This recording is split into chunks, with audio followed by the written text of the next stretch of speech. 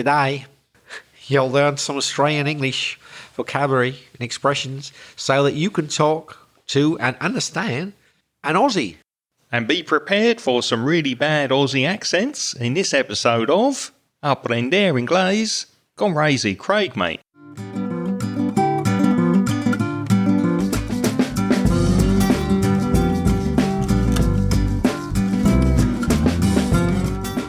Hello and welcome to the podcast, especially if you're a new listener. Thank you for joining us. My name's Craig. And my name's Reza. And with nearly 50 years of teaching English between us, Reza and I are going to help you improve your English and take it to the next level. So we're recording this episode standing on our heads for our Australian listeners, and we know we do have people like Alberto and others in Australia listening, and I hope you enjoy this episode. How are you doing, Reza? I'm doing well, thanks Craig. I've recovered after my attempt at that terrible accent.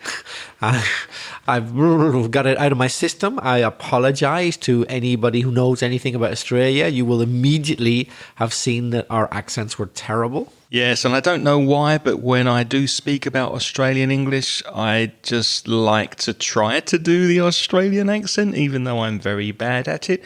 So we apologise in advance if during this podcast we do try to give you a taste of an Australian accent done badly. First this week we have an email from Mateus from São Paulo, Brazil, and I apologise, Mateus. We did receive this email from you quite a while ago, but now we are going to speak about Australian English, and maybe Reza, you could read Mateus's email.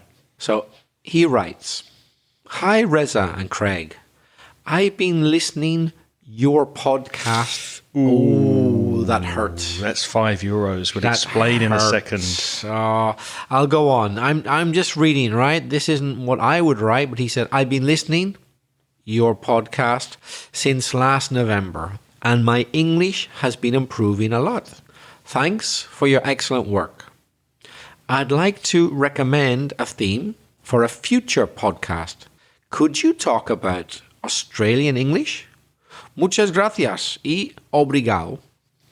Well, thank you very much, Mateus, and your email was almost perfect. I especially like the way you used the present perfect continuous, has been improving, and your request with would, I would like to recommend a theme. Very well done. However, because you forgot to use the preposition to with listen, we do lose €5 from our €100 meal at the end of the year. Although I'm very confident that in future podcasts, people will remember to use to after listen, and we will get that €5 back. What do you think, Reza? Yes, I think it's possible. So remember, we were given €100, but it goes down 5 every time you forget to say listen plus 2. But if you remember, then it goes up again. So 100's our limit. Come on, please, don't make too many mistakes with this. Otherwise, we'll end up having, a sandwich or a Big Mac. We want to have a menú de degustación in a nice Spanish restaurant. We do not want to be eating McDonald's at the end of the year. So let's have that preposition to after listen. We've also heard from Julio from Madrid, who has also requested Australian English.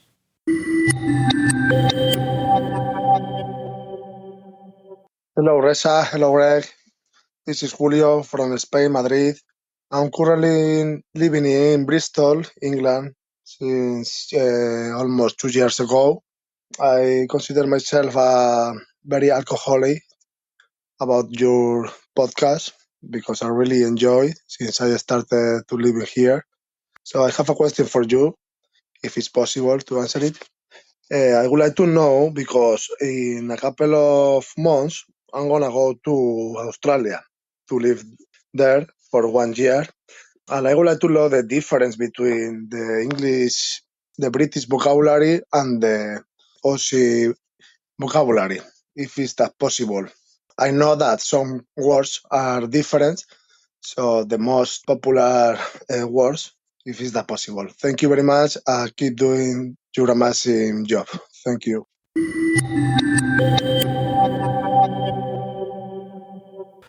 Well, thanks for your message, Julio. And wow, are you lucky? I'd love to go and live in Australia myself. I've never been there, so wow. I'm jealous. I think you're going to have a great time. Yeah, it sounds fantastic that you're traveling, that you're now in Bristol, and then you're going to Australia. We are going to speak about Australian vocabulary today. It's the same language, isn't it, Reza? It's English, it's the same language, but in a similar way that when I learned Spanish from Peninsular Spanish, spoken here in Spain, when I listened to Mexicans or Argentinians or Peruvians or Costa Ricans speaking Spanish, there are some vocabulary differences and a little pronunciation that's different. So yeah, you do get those subtle, small differences, and we will be speaking about those today. Do you have any comments about Julio's message, Reza? I do. Julio, the first thing is your pronunciation was not bad, but there are two words which stuck out. Stuck out means I really noticed them, which you could pronounce better. Of course, one of them was Australian, because you kind of said it Australian. That's a classic Spanish mistake of pronunciation. It's not Austral, it's Austral.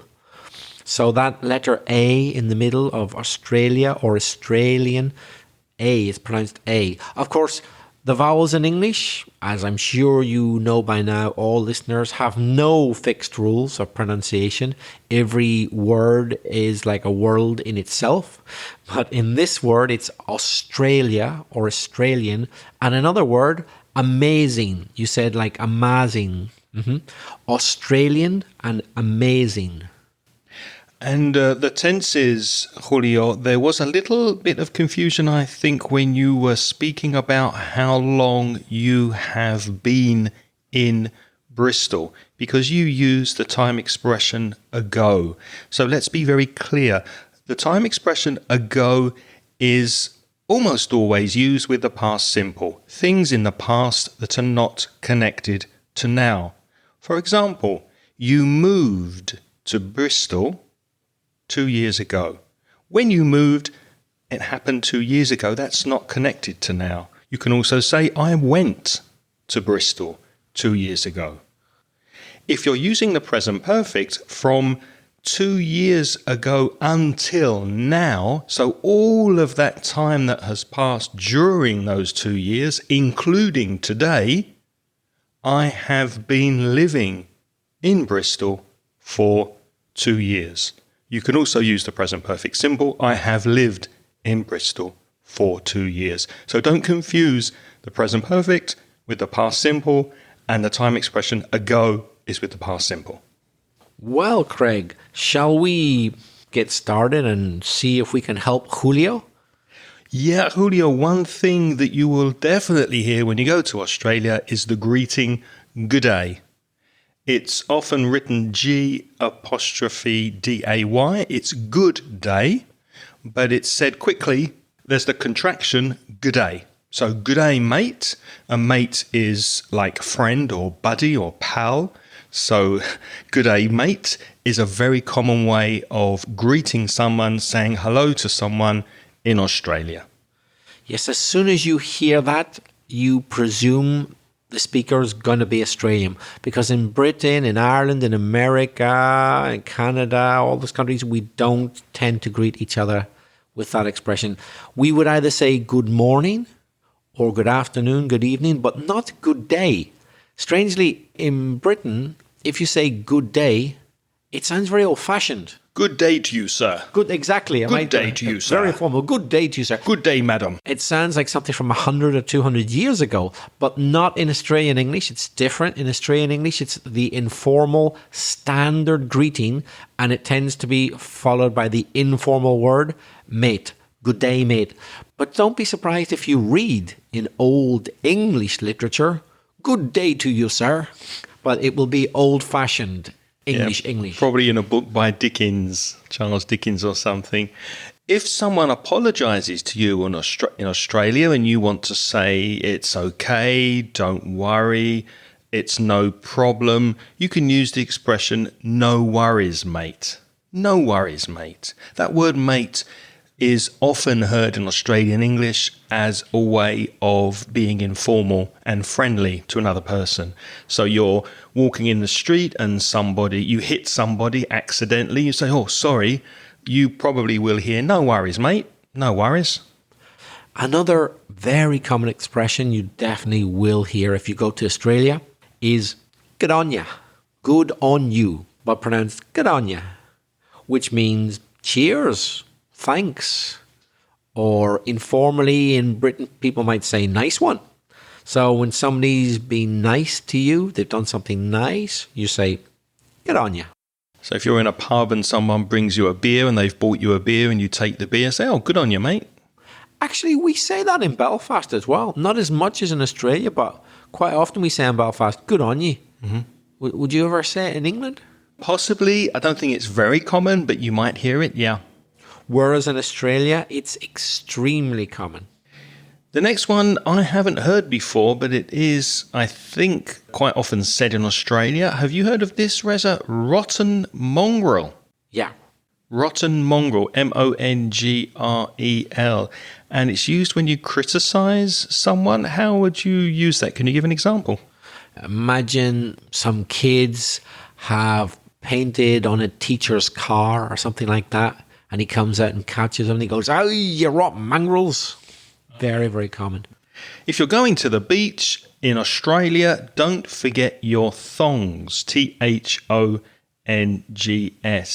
Now, I would not say thongs if I went to the beach. I wanted to put something on my feet. I would say flip-flops. Flip-flops.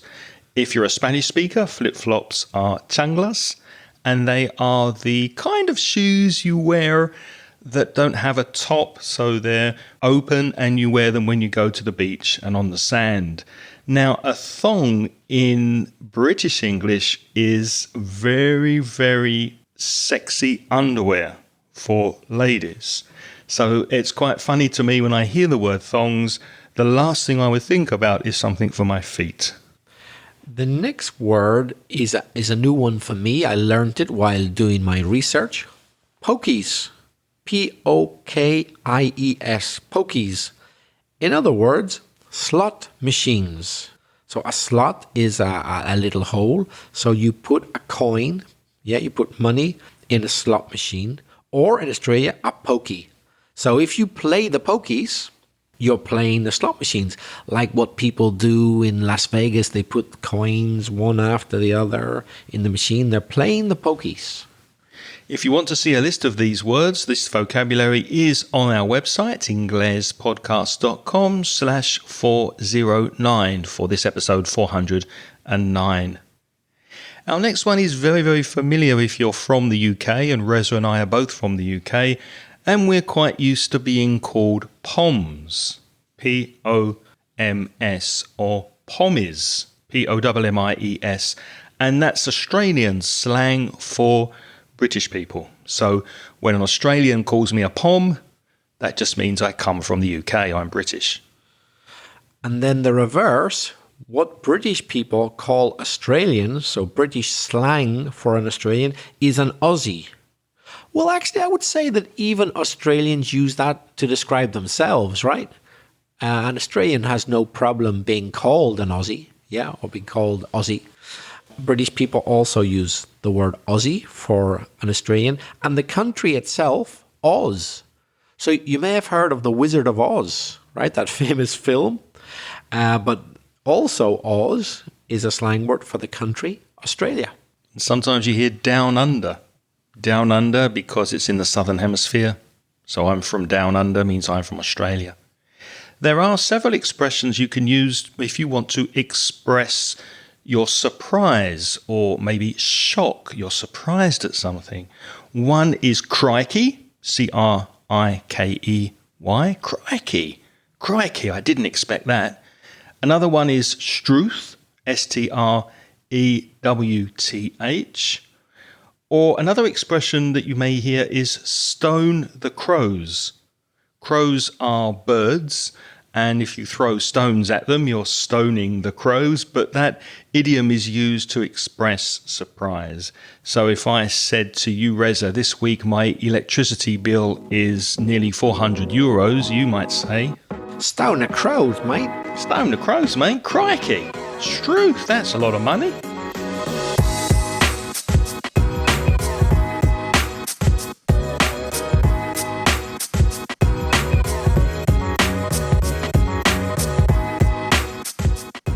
You might hear the expression true blue, especially when Australians are speaking about their nationality, because a true blue Aussie is an Australian by birth, an Australian that's been in the country for a long time, a complete Australian, somebody who identifies very strongly with the Australian nationality. I'm true blue Australian, mate.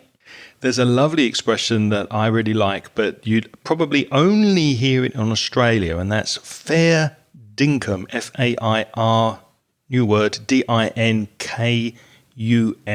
Fair dinkum, which means true, or that's right, that's correct. For example, you might be buying a car, a second-hand car, and you might say, well, they're asking a lot of money for that car, but fair dinkum, it's in good condition. Which means, yeah, it's true that it's a lot of money, but on the other hand, I have to admit that it's in very good condition. Or if you're drinking a really nice, tasty Australian beer, you could say, this beer's fair dinkum.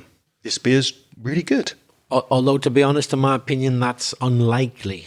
Are you not a fan of Australian beer? No. Foster's? Nah. Absolute. Have you tried Victorian Bitter, Vic Bitter? Oh, no, I didn't even know you could get an Australian bitter. That's not bad. Vic Bitter is a nice drop of beer. It's fair dinkum, mate. I'll give it a go because all I know is the lagers, and I'm not much of a lager fan. I've yet to try an Australian or an American beer that has impressed me. You know, America, United States, big country. Can they make a decent beer with all those resources? The best beer I've ever had in America was from Mexico. It's Dos Equis, 2 X's, yeah. But that doesn't mean that they don't exist. I'm sure they do exist, but the famous Australian beers and American beers, they don't do it for me. But I'll try that Vic Bitter. Vic Bitter, yeah. I'll give it a go. And if there are any people listening who are living or working on Australia at the moment, what's your favourite beer? Can you recommend a beer that's fair dinkum to us? And maybe we'll try it one day when we go visit Australia. Speaking of drinking beer, sometimes, typically men, although maybe women do it as well, but it's more common for men, they go walkabout. What does that mean? Is that on a beer trip, walkabout in the outback? Is that what it means for you? It could be. It could be an excuse to go away from your commitments, from your life with your family in the city perhaps, or in a town, and just disappear and be with your mates or be by yourself and do what you want to do and have the independence to drink lots of beer if you want to. But it could have another meaning. Yeah. The outback, by the way, is a very important word if you go to Australia. The outback basically means the wilderness or the wild parts of Australia, because there are large areas of land in Australia where hardly anybody lives because it's really dry, there isn't much vegetation, and the geographical conditions are really severe. So that's the outback. So if you go walk about in the outback, it actually comes from the Aborigine culture where they did go walkabout, and I think they still do. So the native Australians, the ones who were there first, the Aborigines, they have the idea that every once in a while you go walkabout. You kind of just take yourself away from the rest of the community, and for a few days or weeks you kind of discover yourself. That's where the expression comes from, to go walkabout in the outback. So the idea of like, do your own thing, you don't follow the crowd, just take time, find out what you want, do what you want. Sounds very attractive to me. I think I'd like to go walkabout for a couple of weeks or a month, wouldn't you? I'd love to, yeah. Just disconnect from everything and go where you want and do what you want, have no responsibilities. Yeah. Find yourself. Yeah. Sounds attractive. And another thing I really like about Aborigine culture, it's kind of related to the walkabout. When you're going walkabout, you might also have really good dream time.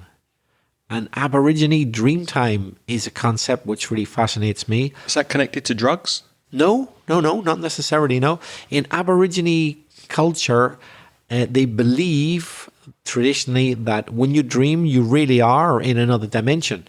It's not just a thing in your head. You're actually living that. It's a real experience, but it's in, let's call it a fourth or fifth dimension, and it's dream time. So it's part of your life. It's just another life you have in another dimension. Wow. And I really like that idea. Yeah, me too. So we've looked at some common vocabulary that you may come across, Julio, and others while going on walkabout in Australia. Let's look at some particular words that are formed in Australian Aussie English because they make words into diminutives, which is kind of like a smaller version or an easier version of the full word or expression. For example, many words have an O at the end as a suffix in Australian English. Now, the person who collects your rubbish, as we say in the UK, or your trash, that's an American English word, or your garbage, which is an American English word, is not a dustman, which is what I would say and Reza would say, it's a garbo, G-A-R-B-O. So that's taking the word garbage, making it shorter, and adding an O at the end. So what day is the garbo coming? What day's the garbo coming, mate? It's coming on Thursday. The garbo comes on Thursday. And a similar line of thought applies to the word milko. So the milkman delivers your milk. So rather than saying milkman, they've shortened it to milko. So the person who delivers milk in Australia is the milko. If you're unfortunate enough to be involved in an accident, you may have to call the AMBO, A-M-B-O, which is the ambulance or the paramedic, the person who comes to deliver first aid if you are in an accident, for example. It's not just people, professions that often get shortened to end with an O. It can be adjectives and adverbs as well. For example, the word definitely, the adverb definitely, very often gets shortened to defo in Australian English. For example, imagine one Australian says to another, do you fancy going for a meal tonight? Defo, says the other one. Defo, definitely, defo. Reza, are you enjoying recording this podcast? Defo. Pleased to hear it. If something bad happens, you could say that you were devo, which is devastated, D-E-V-O, devo, devastated. I was devo when I heard the news, mate. I was devo when I heard the bad news. Craig, where do you normally go to fill up your car with petrol? Well, these days I can't afford it. I don't have enough money, but I used to go to the petrol station or service station, which in Australian English is servo, S-E-R-V-O. So I'm just taking the car down to the servo, mate. Craig, what are you going to do this arvo? This arvo. After lunch, I'm going to have a rest and then I'm going to edit this podcast. So arvo is short for afternoon. So that's A-R-V-O. Don't confuse it, and it could easily happen with avo, A-V-O, which is a shortened version of avocado. Can you believe they've even got a word for that? So this arvo, this afternoon, and would you like an avo? It's an avocado, the fruit. If you feel like having a nice cold Vic Bitter or can of Foster's, and we'll speak about how to ask for your beer later, but you'll probably buy your beer in a bottle-o, B-O-T-T-L-E-O, a bottle-o, which is a liquor store in American English or an off-license in British English.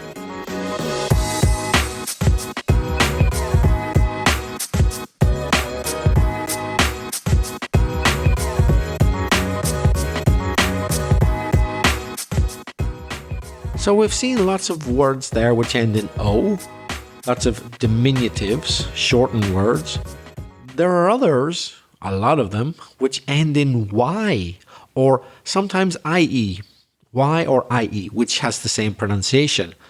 You cannot go to Australia and not go to a barbie, for example. You come into a barbie, mate, you've got to go to a barbie. What's a barbie? It's a barbecue. It's a place where you would put meat on a grill and cook something, and that's very, very common in Australia. Australians love having barbies, and if you get invited to a barbie in Australia, it's a good idea to take some stubbies with you. What's a stubby? S-T-U-B-B-Y. It's a bottle of beer. So if an Australian says to you, let's blow the froth off a couple of cold ones, mate, that means let's go for a beer. Let's blow the froth, which is la espuma in Spanish, at the top of the beer, blow the froth off a couple of cold ones, a couple of cold beers, or a couple of cold stubbies. Or if it's not a stubby, it might be a tinny. So a stubby is specifically a bottle of beer, but it could be in a tin, in which case it's a tinny. And presumably it's cold, so you could call it a coldie. A coldie is understood that it will be a cold tin of beer.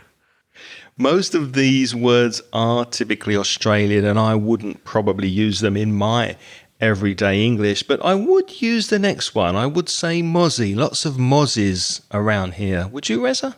Yes, and particularly now, because there are lots of mozzies around. Have you noticed the number of mosquitoes here in Valencia recently? Yeah, it's spring over here in Valencia, so there are lots of mosquitoes around. The weather is warming up. It's getting a bit hotter, so there are mozzies everywhere. M-O-Z-Z-I-E, mosquito, mozzie.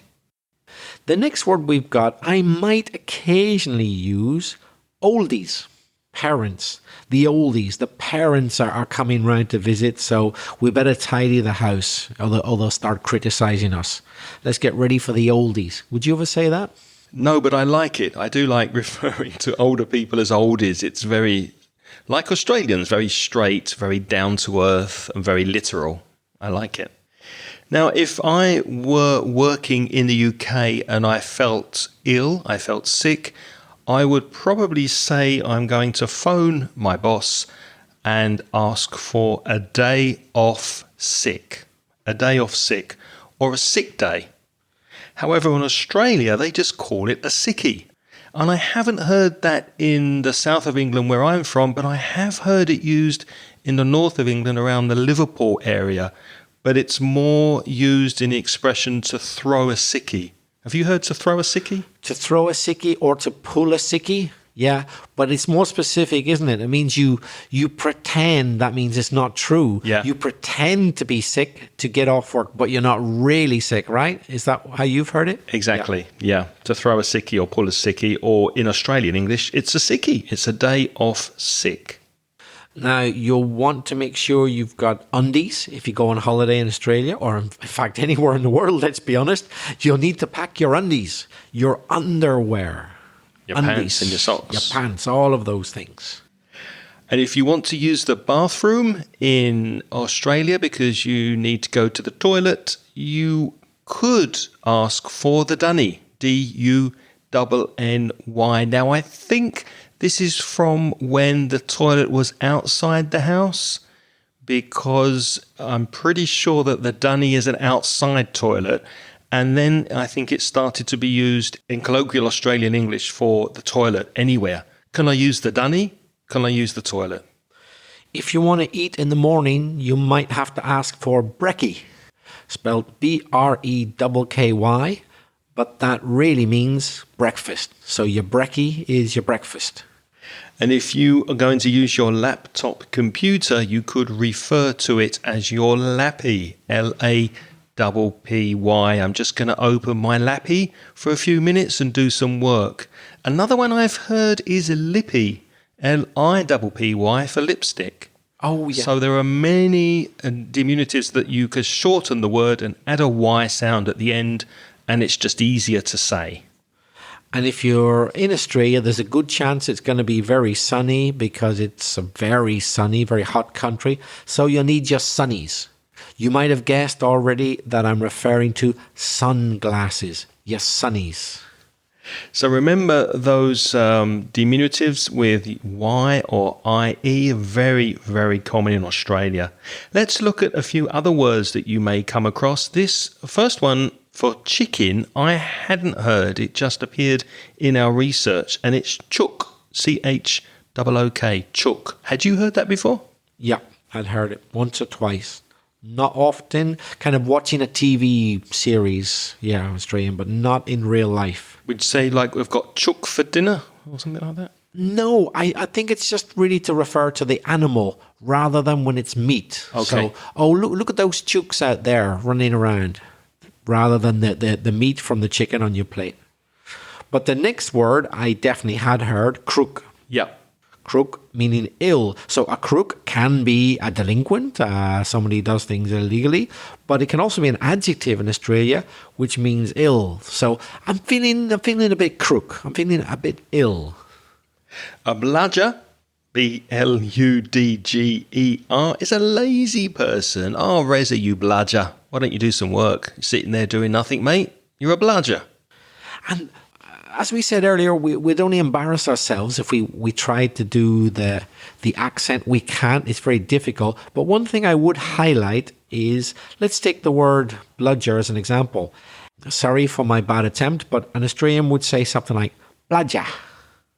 Bludger. The important bit is the bit at the end, ah.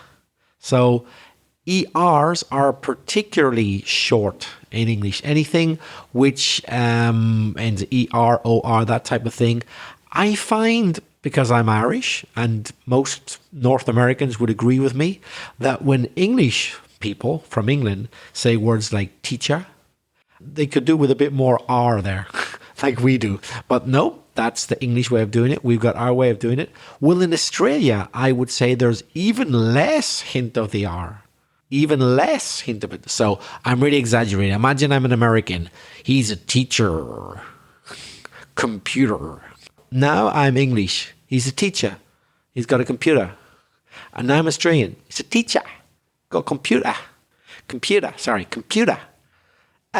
There's even less indication that there's actually an R there than for me an English accent. You would never guess that words like bludger ends in an R.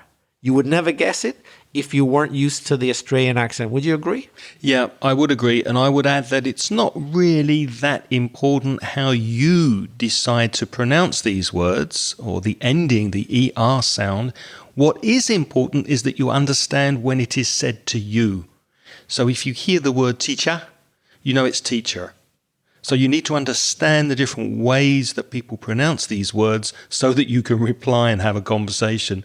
Although if you say teacher, or teacher, people are going to understand you, so you just choose the way you want to pronounce it, the way that's easiest for you. Let's go on. We've got a few more. To bail, BAIL. I have heard this used outside Australia, but it's particularly common in Australia. It means to cancel plans. So imagine your friend said, yeah, I'll meet you tonight at 8 o'clock for a drink, to have a few stubbies. A few tinnies. A few coldies. Blow the froth off a couple of cold ones, mate. But then at 5 to 8, he calls you and he says, no, sorry, mate, gonna have to bail. Gonna cancel my plans. I'm not gonna meet you. Got to work on me lappy. Have you heard that? Yeah, I'm bailing. I can't make it. I've got to bow. I've got some work to do. So don't count me in. Yeah. Another popular word which refers to a woman is a Sheila. Now, Sheila is a name, a first name for a female. But if you hear the word Sheila in Australia, it's probably referring to women. So we're going out tonight with a couple of Sheilas. We're going out with a couple of women. Yeah, I would be careful with it though. It's probably verging on beginning to sound a bit old-fashioned, a bit sexist. I mean, you can't just say like, oh, I know lots of Sheilas. I wouldn't say it like that. It's kind of, it's a bit like the Spanish word tía, una tía. Había dos tías en la calle, you know. There were two Sheilas in the street, you know, that kind of very informal way, but you wouldn't say like, oh, I've known a lot of Sheilas in my day. You'll sound a bit sexist and maybe a bit old-fashioned, right? Yeah, no, I agree with Reza 100%, but you will also notice if you visit Australia, Julio, that the language and the way people speak to one another is a lot more informal than you're probably experiencing in Bristol in the UK. They are very informal people, the Australians, especially at work and in business. So you can expect to hear some informal colloquial language even in a business meeting. Yeah, for example, rather than say he's tired, an Australian man might say he's stuffed. But in Britain or Ireland or North America, it would never mean that. To be stuffed means to be full of food. You can't eat anymore. But in Australia, it can mean tired. I'm bailing on the beers tonight, mate. I'm feeling stuffed. Another way to refer to food is to call it tucker. Tucker, an informal word for food. So do you fancy coming out to the pub? We're going to have a few tinnies and some tucker. We're going to have some beers and some food. Now, I wouldn't use the word tucker, but I would use the phrasal verb to tuck in. Yes, right. Tuck into the food, start eating. Connected, yeah. So if you tuck in, that means start your food, tuck in. So clearly there's a connection with the Australian word tucker, which means food.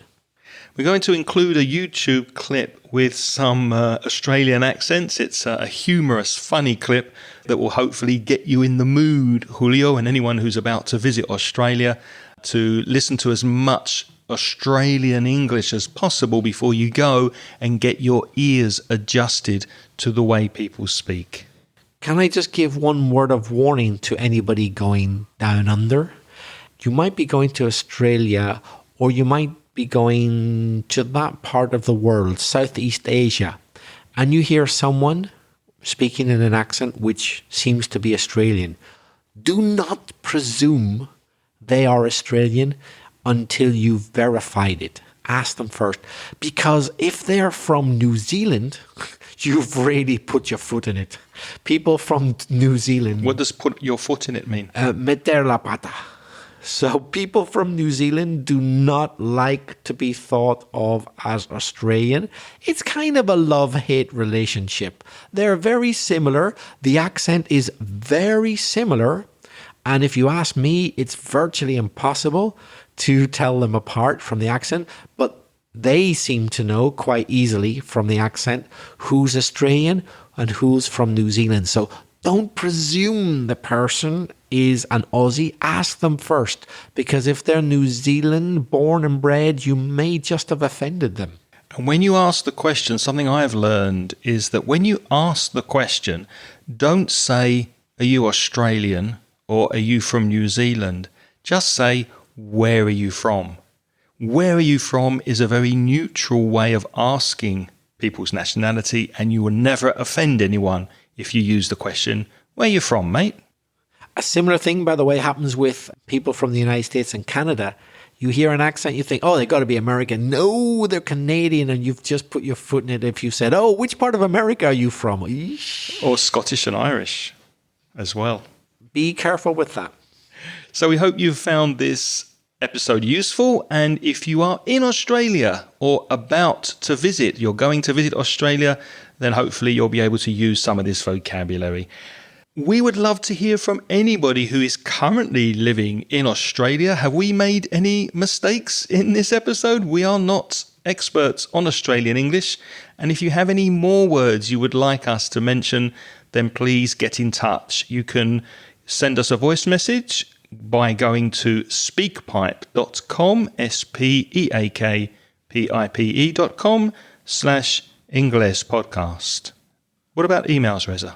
If you want to write, you could send an email to me or Craig. So the two addresses are craig@englishpodcast.com or belfastreza@gmail.com.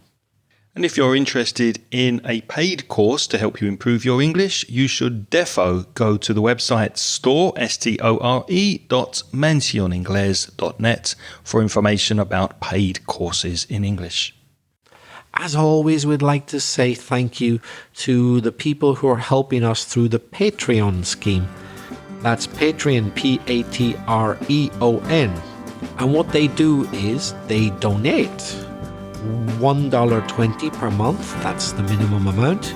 And as a thank you to those people who do that, we give them instant access to recent audio transcriptions.